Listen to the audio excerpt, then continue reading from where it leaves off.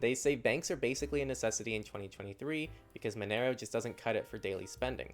Are there any tips or techniques you use to minimize the amount of information banks and credit card companies collect about you? I've heard about credit freezes, but for many people that could impact your ability to get a loan or impact interest rates. Something that I want to bring up is I think this is a common misconception Mm-hmm. with credit freezes. They don't impact the data that they're collecting on you, first of all. So if your credit is frozen, all of these companies are still going to be adding things to your credit report. Um, what the freeze does is more of it prevents other companies from reading that report without getting your permission. So it's more of a security um, effort on your part.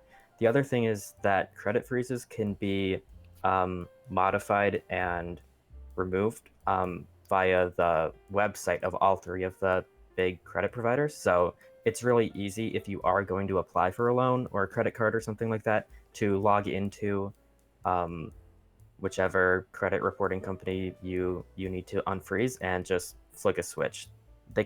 Some of them kind of make it difficult to find because they want you to like pay for some premium credit monitoring service. But That one's the all worst three of one. them do have this option online, and it's always free. So you pretty much should always freeze your credit whenever you can. I agree. And Yeah, just to like put a pin even on that, not to interrupt, but like yeah, every American should freeze their credit. It should be the default. It mhm, has no impact to you. It only protects you. I'll leave it there.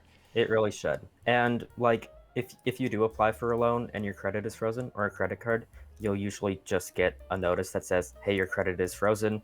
Unfreeze it, give us a call, and then we'll redo your application." So there's really like no downside except for the very minor inconvenience of having to log in and flick a switch to unfreeze your credit. So first of all, definitely do it. To answer like your main question, if you use like cards a lot, a virtual card service like privacy.com, especially with like the masked merchant option, can hide that information from like your bank and stuff like that.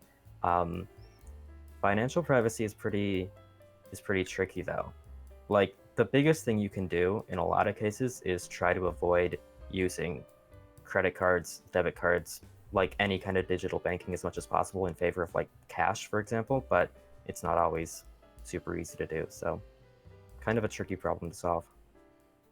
Right. I think that's all good stuff. I'm definitely on this very similar page. Like cash is definitely king in a lot of Hmm. situations, but that's slowly becoming harder and harder to do. Online is actually, for me, easier than in person because online, I just use privacy.com cards, and then my bank doesn't know anything that I spend. And I Yep. trust privacy.com's ability to keep my transactions private more than my bank would. And even if they didn't, I'm not in a worse spot than I would have been if I just used my bank card. And it comes with the benefit of all these companies I use my credit card online for won't be able to correlate that it's the same person. I'm also not jeopardizing my actual banking information every time I shop online, so it's also a security perk. So for me, privacy.com has just become completely indispensable for my privacy and security journey. And even if it failed me, I would be like no worse off than I would have been without it. So for me, it's like one of those tools that's just such a staple.